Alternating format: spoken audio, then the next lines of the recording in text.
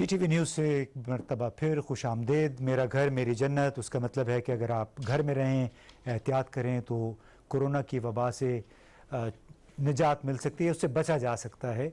आप ज़रूर एहतियात करें। जो भी आपको हमारी कैंपेन PTV पे भी चल रही है, दूसरे ज़राए इब्लाग के ज़रिए भी एहतियाती तदाबीर आपको बार बार बताई जा रही हैं। तो आपसे हमारी दरख्वास्त है, इस्तदा है कि ज़रूर उनका ख्याल रखें ताकि आपके अपने अजीज़ व अकारिब उससे महफूज रहें, आप ख़ुद महफूज रहें। बहुत ज़रूरी है।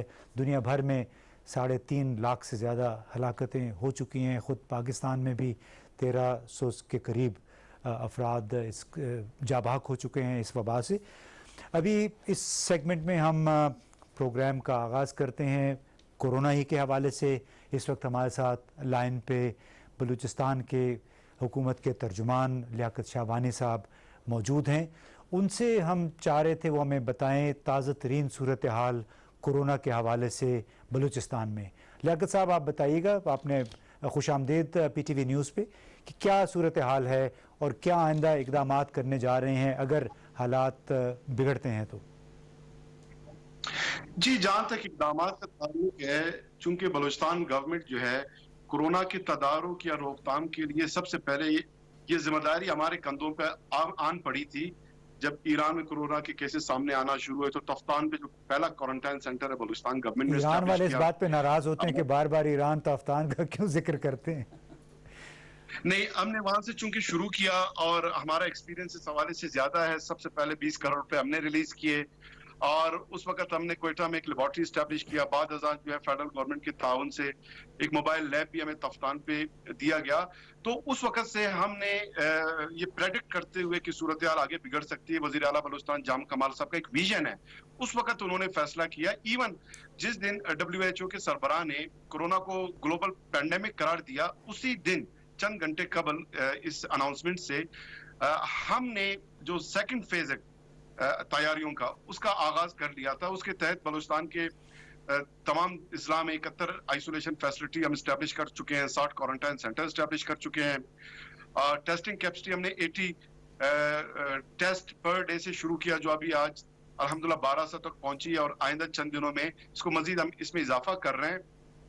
सूरत हाल ये है कि मई के महीने में केसेस हमारे बढ़े हैं। ओवरऑल 2928 पॉजिटिव केसेस सामने आए हैं, जिनमें 65% जो है मंथ ऑफ मई में ये केसेस सामने आए हैं। लेकिन उसके साथ रिकवरी रेट भी अल्हम्दुलिल्लाह अभी हमारी बेहतर हो गई है। अभी जून में क्या आपकी तवक्को क्या है कि जून में ये तादाद कितनी हो सकती है, और अगर ये ज़्यादा होती है तो उसमें क्या आप मुकम्मल तौर पे इक्विप्ड हैं उस सूरत हाल से निपटने के लिए? इतनी फैसिलिटीज़ पैदा या खड़ी कर दी गई हैं सूबे में? जी, बलूचिस्तान के कम वसाइल को मद्देनजर रखते हुए आपको यकीन नहीं आएगा इम्तियाज साहब कि वजीर आला बलूचिस्तान जाम कमाल साहब के विजन कमिटमेंट के तहत, उस बसीरत के तहत हमने जो इक़दामात किए हैं, जो अरेंजमेंट्स हमारे हुए हैं, जो प्रिपरेशन है, वो अनमैचेबल है हिस्ट्री में। हम ये दावा नहीं करते कि आइडियल हैं, लेकिन हमने काफी अरेंजमेंट्स किए हैं। सिवाय 2 सेक्टर्स ऐसे हैं जिनमें हमें थोड़ा परेशानी का सामना है। एक जो है वेंटिलेटर्स हमारे पास बहुत कम है। अभी हमने उसको तादाद बढ़ाते हुए कोई 70 तक हम पहुंचे हैं, जिसमें तकरीबन 53 जो है वो 50 के करीब डिस्पोजेबल है। बाकी जो है 25 हमारे साथ वेंटिलेटर्स हैं। 75 वेंटिलेटर्स बलूचिस्तान गवर्नमेंट ने ऑर्डर प्लेस किए मार्केट में, वो अभी आने हैं। 145 वेंटिलेटर्स हमने फेडरल गवर्नमेंट से गुजारिश की है। एक ये सेक्टर है। दूसरा जो PCR मशीनें और किट्स हैं, इसमें वक्तन फवक्तन मुश्किलात का सामना आता रहा है। हमने भी इंटरनेशनल मार्केट में, लोकल मार्केट में ऑर्डर प्लेस किए और NDMA ने भी प्लेस किए हैं। कुछ NDMA ने हमें फराम किए, हम उनके शुक्रगुजार हैं। कुछ उन्होंने मजीद कमिटमेंट किए जो हमें फराम करेंगे। अब भी जो हमारे 71 आइसोलेशन फैसिलिटी है, उनमें सिर्फ 3 आइसोलेशन फैसिलिटी में हमारे 150 के करीब पेशेंट्स मौजूद है, बाकी होम आइसोलेशन में है। 60 क्वारंटाइन सेंटर में 6500 अफराद की कैपेसिटी मौजूद है। अच्छा, ये बताएं कि आपने ये कह दिया कि वज़ीर आला की विजन है, लेकिन जो ऑन ग्राउंड अभी आपने जो बातें बताई हैं वो उस विजन से कोई मेल नहीं खाती हैं। अगर आपको मसाइल का बहरहाल सामना है, वसाइल की कमी है, वेंटिलेटर्स जो हैं इस वक्त कितने मौजूद हैं और कितने इस्तेमाल हो रहे हैं, ये कोई आप बता सकेंगे? देखिए, जो वेंटिलेटर्स हमारे पास 25 ये हैं और कोई 50 53 वो डिस्पोजेबल वेंटिलेटर्स हैं। ये कोरोना शुरू होने से कबल हमारे पास हार्डली 5-6 थे। ये अभी हमने ये कैपेसिटी बढ़ाया है। 75 मजीद जो है फौरी तौर पे इंशाल्लाह बलूचिस्तान गवर्नमेंट प्रोक्योर कर रही है। जैसे मैंने जिक्र किया, ये तकरीबन 100 ये हो जाएंगे और 50 डिस्पोजेबल नहीं, ये मैंने 150 सवाल हो ये गए, पूछा था कि 145 कितने वेंटिलेटर्स इस्तेमाल होने की नौबत आई है। नहीं, अल्हम्दुलिल्लाह बहुत कम। आज की तारीख में तो कोई एक पेशेंट भी वेंटिलेटर पे नहीं है। चलिए, शुक्र चंद है। एक क्रिटिकल पेशेंट जो है वेंटिलेटर्स पे गए थे। हार्डली 6-7 वेंटिलेटर्स पे अभी कोई हमारे इस तरह के पेशेंट नहीं चलिए, है उम्मीद ये अल्हम्दुलिल्लाह। करते हैं कि इंशाल्लाह जो वेंटिलेटर्स आप एक्वायर कर भी लें लेकिन उनके इस्तेमाल करने की नौबत ना आए। ये बताइए कि अभी नेशनल फाइनेंस कमीशन में नया उसकी तश्कील नौ हुई है, तो उसमें कुछ तमाम सूबे अपना अपना मुद्दा बयान करेंगे, अपने अपने एक विश लिस्ट लेके आएंगे।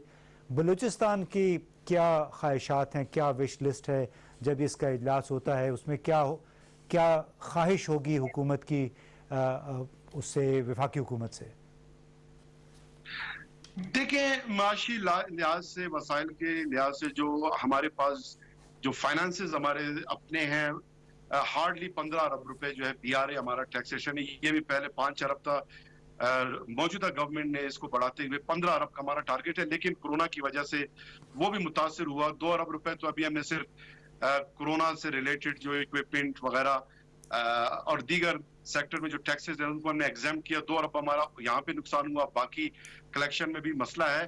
तो हम डिपेंड कर रहे हैं एनएफसी पे, फेडरल गवर्नमेंट की जो डायरेक्ट ट्रांसफर है, एनएफसी का जो हमारा शेयर है उसी पे।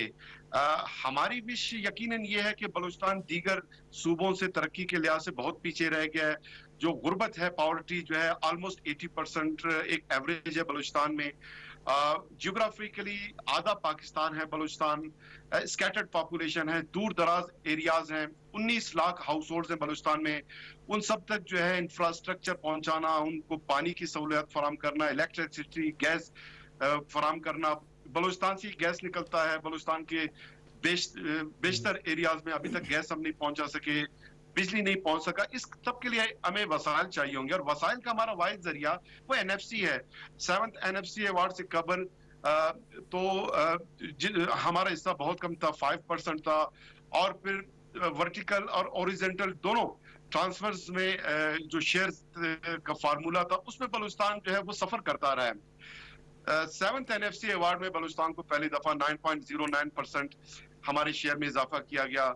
और फिर जो फार्मूला है उसमें भी ये तब्दीली लाई गई। पहले ये 100% पॉपुलेशन के बेस पे था, फिर इसमें पॉपुलेशन को 82% वेटेज दिया गया, 5% इसमें रेवेन्यू का। चलिए, उम्मीद हम ये करते हैं कि जो आपके जो गुज़िश्ता माली वसाइल आपको मिलते रहे हैं एनएफसी के ज़रिए, उसमें अगर इजाफा ना हो तो कम से कम वो तमाम के तमाम वादा शुदा वसाइल सूबे को ज़रूर मिलें, ताकि वहाँ पे जो 70-80% लोग गुर्बत में रह रहे हैं उनके लिए इंफ्रास्ट्रक्चर पैदा हो सके, उनके लिए मज़ीद सहूलियात पैदा हो सके। लियाकत शाहवानी साहब, बहुत बहुत शुक्रिया, आपने वक्त निकाला पीटीवी न्यूज़ के लिए। आइंदा भी इंशाल्लाह आपके साथ बात होती रहेगी। नाजरीन, इसी दौरान हमें ज्वाइन किया है सुबूक सैयद साहब ने। नौजवान सहाफ़ी हैं, बहुत यंग हैं, लेकिन इनकी बातें अगर आप सुने तो बहुत सारे मुफ्तियों से वो शायद ज़्यादा बेहतर और ज़्यादा आम फहम बात करते हैं। तो वेलकम टू द शो सबूक साहब। और आप लियाकत शाहवानी साहब की बातें सुन रहे थे, तो आपके जहन में कुछ ट्रिगर हुआ वो जो बातें उन्होंने की? बहुत शुक्रिया इम्तियाज़ साहब। सबसे पहली बात हुई है कि जो आपने मुफ्तियों को मेरे ख़िलाफ़ करने की साजिश की है तो बड़े मसाइल ना पैदा हो जाएं, लोग बचते हैं उनसे। लियाकत शाहवानी साहब ने बलूचिस्तान का मुकदमा बड़े अच्छे और मौसर अंदाज में कौम के सामने रखा। और बलूचिस्तान पाकिस्तान का जोग्राफ़ी के हवाले से सबसे बड़ा सूबा है, लेकिन बदकिस्मती से जो कुछ बलूचिस्तान को दिया जाना चाहिए था उसमें हमारी जानिब से बहुत ज़्यादा सुस्तियाँ और कोताहियाँ हुई हैं। लेकिन अब हम देख रहे हैं कि गुज़श्ता कुछ 8-10 सालों से बलूचिस्तान के साथ वफाक का जो रवैया है वो बड़ा अच्छा और बड़ा मुस्बत है। और उसके नताइज हमने देखे कि बड़ी तादाद से बलूचिस्तान के जो नौजवान हैं वो पंजाब में, सिंध में پڑھنے کے لیے آئے ہیں اور تعلیمی اداروں نے انہیں خصوصی مراعات بھی دی ہیں اور اسکالرشپس بھی دی ہیں. اس کے نتیجے میں یہ ہوا کہ بلوچستان کے اندر جو مرکز کے خلاف ایک فضا بنائی جاتی تھی یا پائی جاتی تھی اس میں بڑی حد تک کمی آئی ہے. اور خصوصاً بلوچستان کے اندر جو کچھ لوگ پہاڑوں پہ چلے گئے تھے ان کا مقدمہ بھی کسی حد تک کمزور ہوا ہے. اور اس کی بنیادی وجہ یہی ہے کہ جب وہاں کے لوگوں کو فیسلٹیز ملنا شروع ہوئی ہیں اور انہیں اس بات کی بھی سمجھ آئی ہے کہ اپنا گھر جو ہے وہ اپنا ہی ہوتا ہے, کیونکہ آج آپ کا تھیم بھی اپنا میرا گھر میری جنت ہے, تو ان کو یہ پتہ چل گیا ہے کہ اپنا گھر جو ہے اس کو بہتر بنانا وہ بات چیت کے ذریعے ہو سکتا ہے اور معاملات کو آگے لے کر آپ کر سکتے ہیں. جی بلا شبہ اس میں جب اگر لوگوں تک سہولیات پہنچیں گی تو وہ پہاڑوں پہ کیوں جائیں گے؟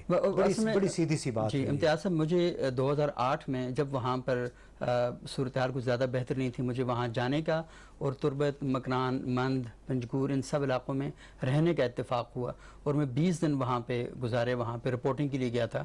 تو وہاں پر یہ جو بات کر رہے تھے کہ آبادی بہت پھیلی ہوئی ہے, ایک گھر یہاں پر ہے, دوسرا گھر 6 کلومیٹر کے فاصلے پر ہے. سب سے بڑا مسئلہ بلوچستان میں شاید یہ بھی ہے, پاکستان کے 44% رقبہ جو ہے وہ بلوچستان ہے, یعنی پاکستان کا سب سے بڑا صوبہ.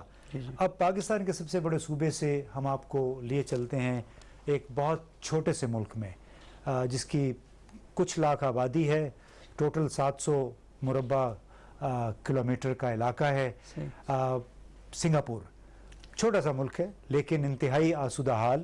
وہاں پہ ہمارے پاکستان کے صحافی ہیں طاہر اکرام صاحب, وہ ایک برطانوی نیوز ایجنسی ہے اس کے ساتھ کام کرتے ہیں. پاکستان میں بھی بہت نشریاتی اداروں کے ساتھ انہوں نے کام کیا, تو آج وہ ہمارے ساتھ ہیں. ہم نے سوچا کہ پاکستان جیسے ممالک کا تو ہم ذکر کرتے ہیں, لیکن سنگاپور جیسی جو معیشت ہے, بہت بڑی معیشت ہے چھوٹے سے ملک کے باوجود, وہاں پہ لوگ کس طرح زندگی گزار رہے ہیں. جب لاک ڈاؤن شروع ہوا, کورونا کی وبا آئی, تو ہم نے طاہر اکرام صاحب سے پوچھا کہ جب سے پابندیاں لگی ہیں تو وہ زندگی کیسے گزار رہے ہیں.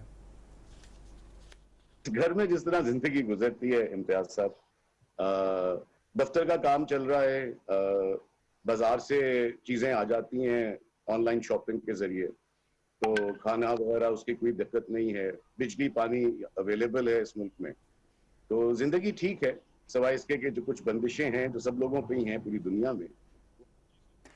تو جو پابندیاں لگیں یا جو بندشیں ہوئیں کہ آپ نے گھر سے نہیں نکلنا جو آپ کہہ رہے ہیں, تو اس کا عام زندگی پہ اثر کیا پڑا ہے؟ دیکھیے ایک بہت سیوک مائنڈڈ سوسائٹی ہے. یہاں پر لوگ جو ہیں زیادہ تر اس ہر قسم کی جو بھی بندش ان پر ہے اس پہ وہ عمل کر رہے ہیں, اور جو کوئی وائلیٹ کرتا ہے یا ضابطے سے باہر کام کرتا ہے اس کے خلاف جو کارروائی ہے وہ فوراً ہوتی ہے. اس میں گرفتاری بھی شامل ہے, اس میں فائن بھی شامل ہے, اس میں وارننگز شامل ہیں. لیکن میں یہ واضح کر دوں آپ کو کہ پابندیاں اس طرح نہیں ہیں جس طرح بعض ملکوں میں ہیں. مثال کے طور پہ آپ گروسری کرنے اور روزمرہ کی اشیاء خریدنے کے لیے گھر سے باہر جا سکتے ہیں, بسیں چل رہی ہیں, ٹرینز چل رہی ہیں, آپ اپنی ذاتی گاڑی میں جا سکتے ہیں, ٹیکسیاں ہیں. اسی طرح کھانا وغیرہ کی چیزیں لینے کے لیے یا پکا پکایا کھانا ریسٹورینٹ سے خریدنے کے لیے آپ جا سکتے ہیں.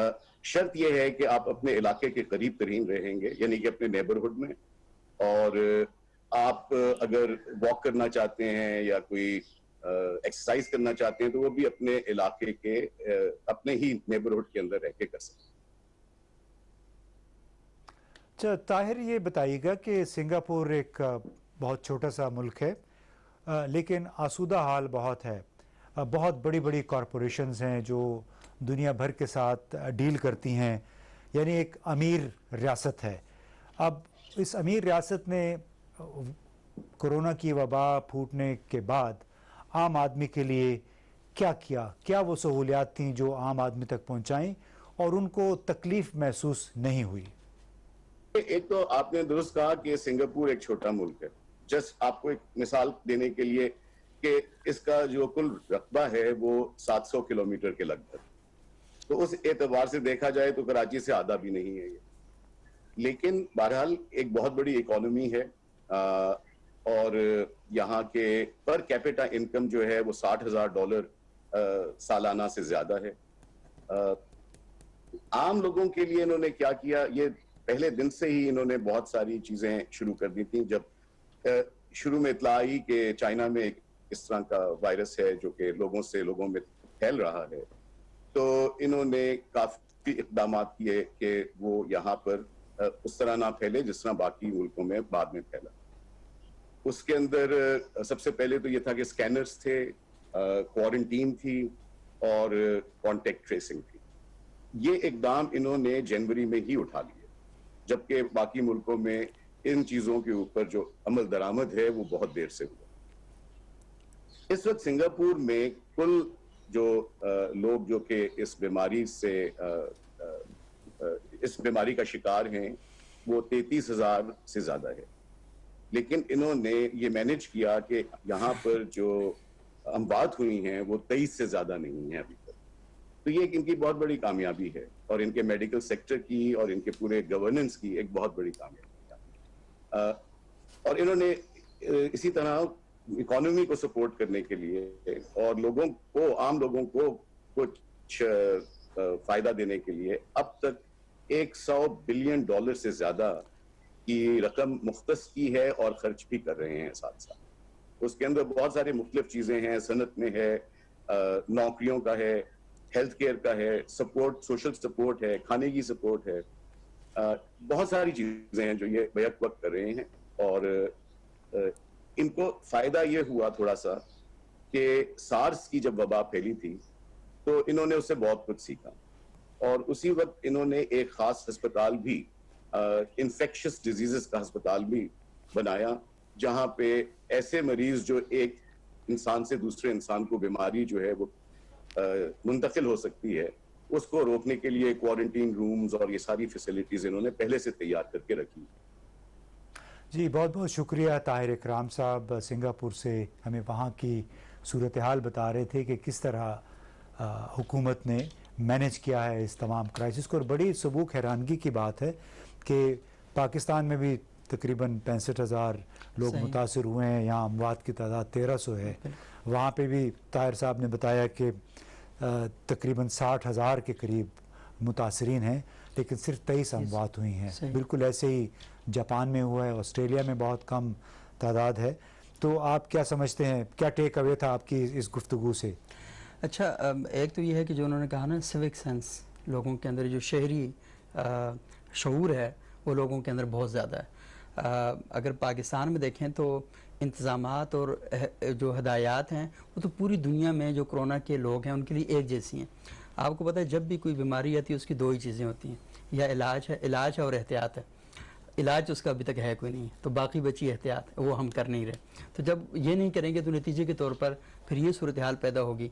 आपने देखा ईद के दिनों में हुकूमत ने आपको एक इजाज़त दी है कि क्या आपके कारोबार के मसाइल हैं, आपके ख़रीदारी के मसाइल हैं, आपके दीगर इशूज़ हैं, तो आपको जो रिलैक्स किया गया तो वो इसलिए नहीं रिलैक्स किया गया कि आप वो सारी एहतियात जो हैं उनको पामाल करते हुए आगे बढ़ना शुरू कर दें। तो आपने क्या किया कि हदायत को पामाल कर दिया। मसाजिद के अंदर ये तयशुदा था कि आपने ये फासला रखना है। आपको बताऊं कि किसी मस्जिद के अंदर इसका एहतराम नहीं किया गया। बहुत कम ऐसी जगह होंगी जहाँ पर यह एहतराम किया गया। फैसल मस्जिद में, या ऐसी मसाजिद पर सरकारी कंट्रोल बहुत ज़्यादा है, वहाँ पर तो ये हुआ। लेकिन हमने अमूमन देखा कि गाँव में, देहातों में, शहरों में ये इस चीज़ का एहतराम नहीं किया गया। तो उसूली बात तो ये है कि रियासत ने उलमा के साथ एक मुआहिदा किया था, और ये मुआहिदा क्या था कि आपने इन तमाम SOPs पर अमल करना है, लेकिन एक तरफ से मुआहिदा तोड़ा गया है। तो ये मेरा ख्याल है कि लोगों को सोचना चाहिए कि आप जब मुआहिदा करते हैं, उसको तोड़ते हैं, तो रसूलुल्लाह सल्लल्लाहु अलैहि वसल्लम का एक इरशाद मुबारक है कि ला ईमान लहू लिमन ला अहद लहू, उस शख्स का कोई ईमान नहीं जो वादे की पासदारी नहीं करता। तो ये असल में आपको, आप देखें, ये तो उन्होंने बलोचिस्तान में बताया कि वेंटिलेटर पर कोई पेशेंट नहीं है, KPK में कोई वेंटिलेटर नहीं जिस पर पेशेंट नहीं है। वहाँ तो सूरत हाल बिल्कुल मुख्तलिफ हो चुकी है। बल्कि इस वक्त खैबर पुख्तनख्वा में जो अमवात की शरह है वो भी सबसे ज़्यादा है। तो आपने जो वादा खिलाफ़ी की बात की और जो रियासत के साथ मुआहदे की बात की, तो इसी मौजू पे हम अगर गुफ्तगू कर लें आपकी इजाज़त से। हम कनाडा में सैयद आसिफ अली साहब हैं हमारे साथ, गालिबन स्काइप पे हैं, और इसी तरह डॉक्टर मुनीर ख़ान भी हैं हमारे साथ। वो अमेरिका में रियासत, जो फ्लोरिडा रियासत है, वहाँ पे होते हैं, मेडिकल प्रैक्टिशनर हैं। तो हम पहले कनाडा चलते हैं, सैयद आसिफ अली साहब से یہ پوچھتے ہیں جو انہوں نے شاید ہماری بات سن بھی لی ہو کہ کمپلائنس جو ہے وہ کس طرح ہوئی، بلکہ میرا خیال ہے پہلے ہم یہ پوچھتے ہیں آصف صاحب سے کہ کینیڈا کی حکومت نے اس تمام بحران کو کیسے مینیج کیا ہے. جی آصف صاحب. السلام علیکم، تھینک یو ٹو ہیو می. بہت ہی اچھے طریقے سے فیڈرل گورنمنٹ نے اس کو کیا، اس کے بعد پروونشل گورنمنٹس کو انٹیگریٹ کی، اور جب شروع ہوا یہ کام تو اسی وقت سے ہی پرو ایکٹیولی حکومت کینیڈا نے اس کو سیریس لیا، صوبوں کے ساتھ انہوں نے اشتراک کیا. لیکن اگر آپ دیکھیں جیسے ریاستوں میں، امریکہ کی ریاستوں میں لوگ ریاستیں آپس میں کانفلکٹ میں ہیں اور دست و گریباں ہیں فیڈرل گورنمنٹ سے سہولتوں کے لیے، ایسی کوئی چیز ایسی نہیں ہے. یہاں پر کینیڈا میں سارے صوبوں نے آپس میں اشتراک کیا اور فیڈرل گورنمنٹ کی جو ہدایات تھی اس کے مطابق عمل کرتے ہوئے اپنے عوام کے لیے جتنی سہولتیں میسر ہو سکتی تھیں وہ کی. اس میں مالی سہولتیں بھی تھیں جس میں فیڈرل گورنمنٹ نے 3 بلین کی ایک گرانٹ رکھی ان ورکرز کے لیے جو کہ لو پیڈ ہیں اور اسینشل سروسز والے ہیں. اس کے علاوہ چائلڈ بینیفٹ جو تھا اس کو انہوں نے انہانس کیا تاکہ وہ لوگ جن کے بچے ہیں وہ سفر نہ کریں اور ان کو وہ ساری سہولتیں میسر رہیں. اس کے علاوہ بہت سی ایسے فنڈز قائم کیے جو کہ لوگوں کی سہولت کے لیے تھے.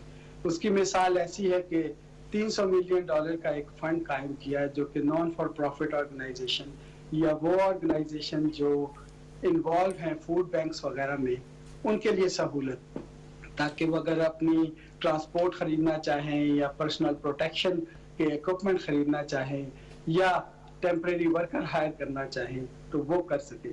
تو وہ یہ کولیبریشن جو صوبے اور مرکز کے درمیان ہے وہ انپریسیڈنٹڈ ہے.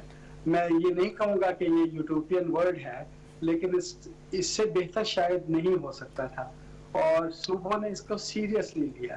اپنے تمام اختلافات کو بالائے طاق رکھتے ہوئے، سیاسی اختلافات کو بالائے طاق رکھتے ہوئے سب ایک پیج پہ آئے.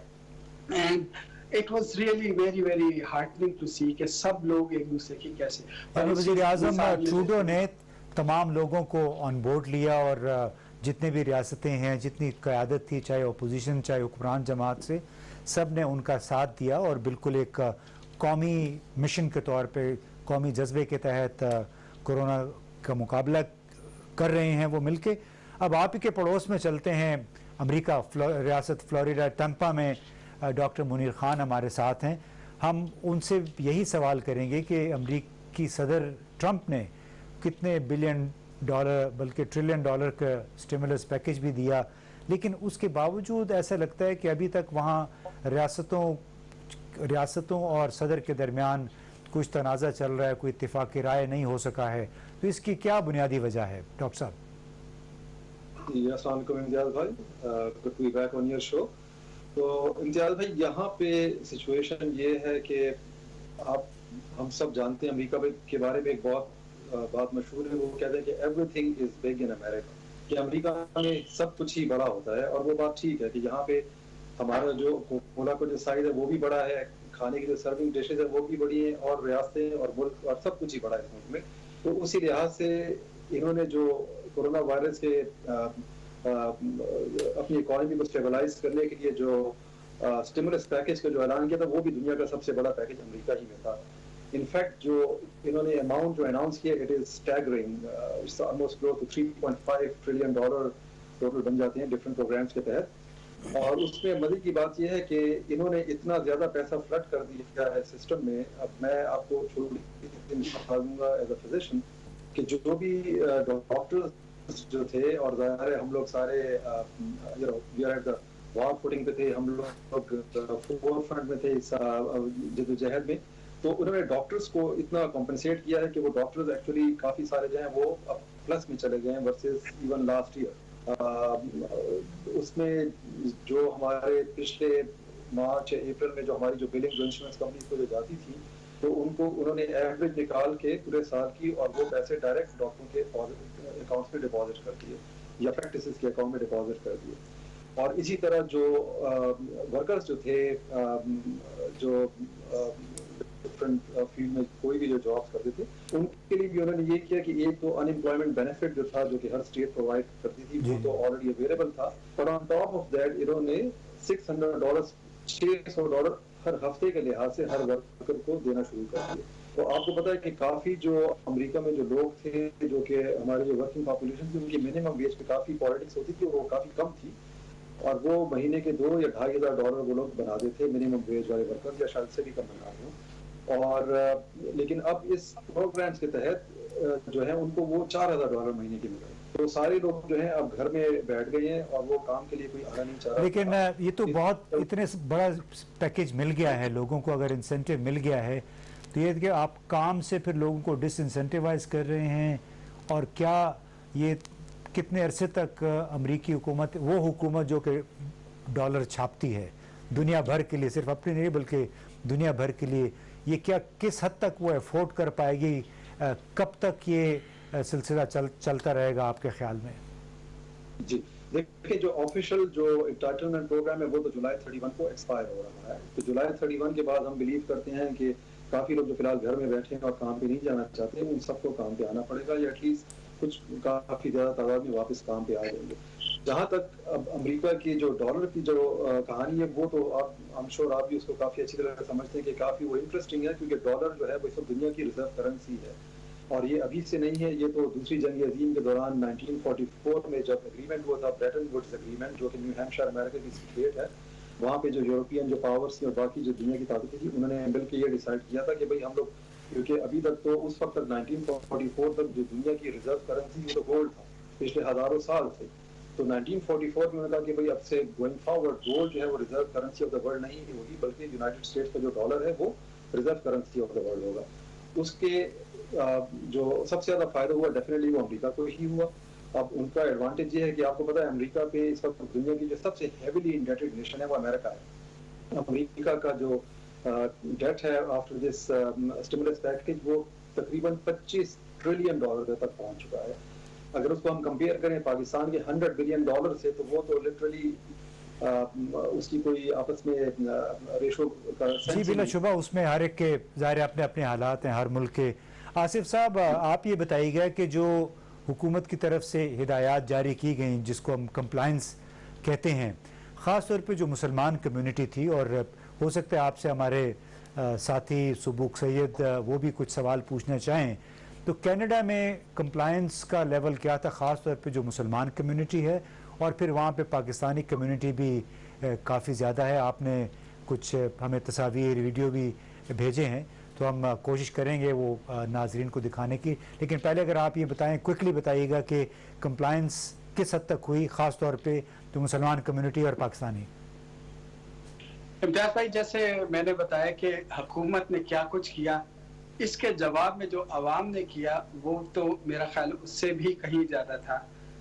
سارے عوام نے اس کو بڑا سیریس لیا، اس کو مذاق نہیں سمجھا. اور یہ میسج میں صرف اس لیے دینا چاہتا ہوں تاکہ پاکستانی عوام بھی یہ سمجھ سکیں، اور کچھ فگرز بھی دوں گا جس سے اندازہ ہو کہ اگر کمپلائنس کو پہ عمل کیا جائے تو کتنا فائدہ ہوتا ہے.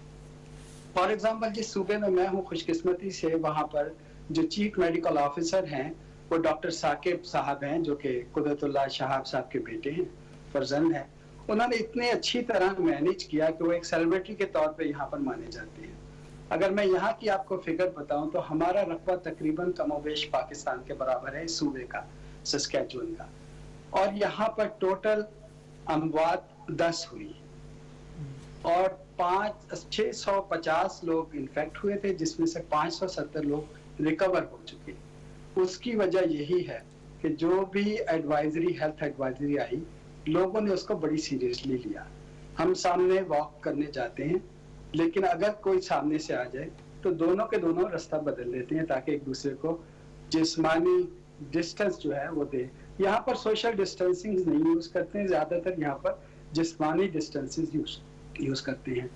اور اس کے علاوہ لوگوں نے سینیٹائزیشن پہ بہت توجہ دی، لوگوں نے اپنے آپ کو اننیسیسری ایکسپوز نہیں کیا.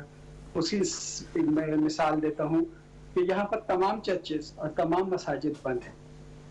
اور اس کا لوگوں نے بڑا فائدہ اٹھایا. آن لائن خطبات ہوتے ہیں اور گھروں میں ہم نماز ادا کرتے ہیں. عید کی نماز بھی ہم نے گھر ادا کی, اور فیڈ بیک یہ تھی کہ یہ اس سے بھی بہتر ہوا جب ہم ایک شور کی جگہ پہ جاتے ہیں جہاں ہم امام کو سن بھی نہیں سکتے تھے. تو لوگوں نے اس ڈاؤن فال میں سے ایک اپرچونٹی دیکھی. جہاں تک مسلم کمیونٹی کا تعلق ہے, یہاں کی مسلم کمیونٹی فوری طور پر ایکٹیو ہو گئی اور ایک رسپانس ٹیم بنائی جن کا کام یہ تھا, irrespective آف چاہے وہ مسلمان ہو یا نہیں, وہ معذور لوگ جو کہ آن لائن آرڈر پلیس کرتے ہیں ان کے آرڈر اٹھا کے ان کے گھروں کو پہنچائیں. ان کے لیے فوڈ بینک کا ارینج کیا ہم نے مسجد میں, جو ڈرائیو تھرو آتے ہیں اور ان کو ہم دیتے. تو مسلمان کمیونٹی بہت زیادہ انٹیگریٹڈ رہی ہے. ایک چھوٹا سا واقعہ مختصر میں شیئر کرنا چاہتا ہوں. انفارچونیٹلی 3 دن پہلے 27 رمضان میں ہمارا ایک نوجوان بیچارہ شہید ہو گیا ایکسیڈنٹ میں. اب ہم لوگ بہت پریشان تھے کیونکہ کیسے اس کا فیونرل ادا کریں. تو ایک بڑی اچھی ایک چیز ہوئی جو میں شیئر کرنا چاہتا ہوں کہ ہم لوگ نے پارکنگ لاٹ میں اپنی اپنی گاڑیوں میں بیٹھ کر FM ریڈیو پر خطبہ سنا, اس کا جنازہ سنا, اور اس کے جنازہ ادا کر کے تقریباً 200 یا 300 گاڑیاں تھیں, ہم واپس آئے. تو وہ ایک ہم نے آنر بھی دیا, but it was a new way of doing things. تو اس سے بہت سی اپرچونیٹی بھی بنی ہے. جس ادارے کو میں لیڈ کر رہا ہوں اس کا کام انسپیکشن کرنا ہے. تو ہم نے اسکولوں کی انسپیکشن نہیں کی تھی کیونکہ ہمارے مینڈیٹ میں نہیں تھا.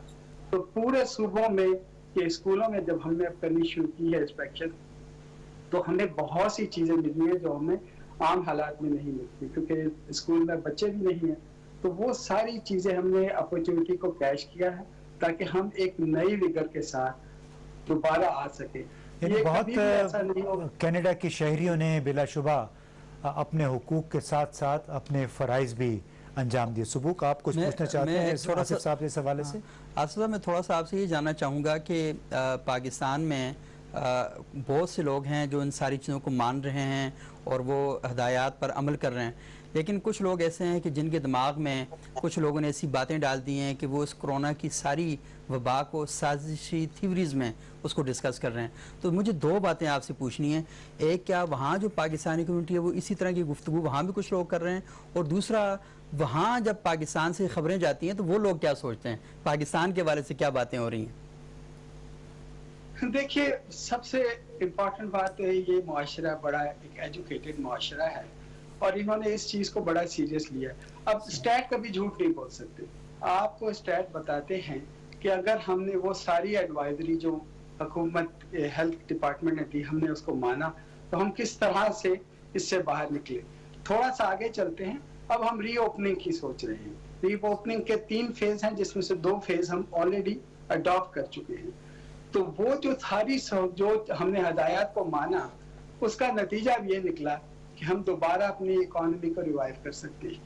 تو میں تو پاکستانی کے لیے یہی کہوں گا کہ یہ ایک لیسن ہے. آپ دیکھیں کہ آپ کو کیا ایڈوانٹیج ہے, آپ کو کیا چیز کرنی چاہیے. اننیسیسری آپ کو ایکسپوز نہیں کرنا چاہیے اپنے آپ کو.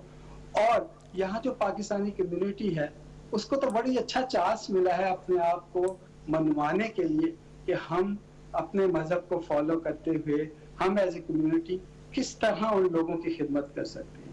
اور یہ بڑی ایک اچھی اپرچونیٹی تھی. میں فیڈ بیک مجھے بہت ملتا ہے کیونکہ میں جس ڈپارٹمنٹ کو ہیڈ کرتا ہوں وہ سارے کے سارے وائٹ لوکل لوگ ہیں اور مجھے ڈائریکٹ فیڈ بیک ملتا ہے.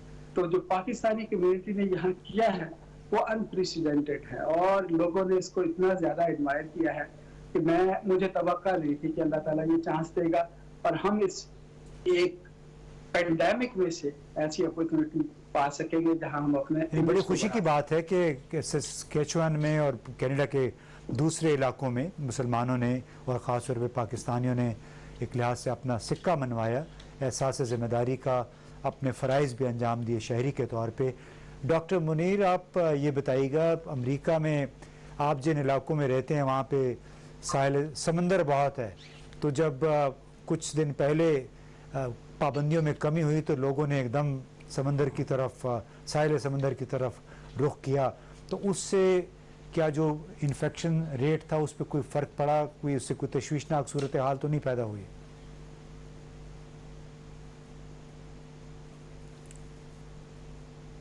यहाँ पे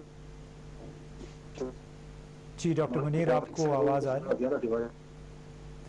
जी, सवाल यही था कि अमेरिका में जब पाबंदियों में कमी की गई तो आप जिन इलाकों में रहते हैं वहाँ समंदर भी है, साहिल समंदर बहुत सारी जगहों पे है, और लोगों ने एकदम उस तरफ रुख किया कि जी शायद अब ख़तरा टल गया है।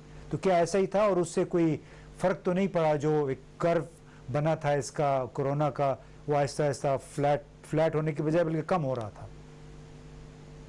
जी, बाद इलाकों में जहाँ पे काफ़ी जो वहाँ पे हम देख रहे हैं कि एक सेकंड वेव आ रही है।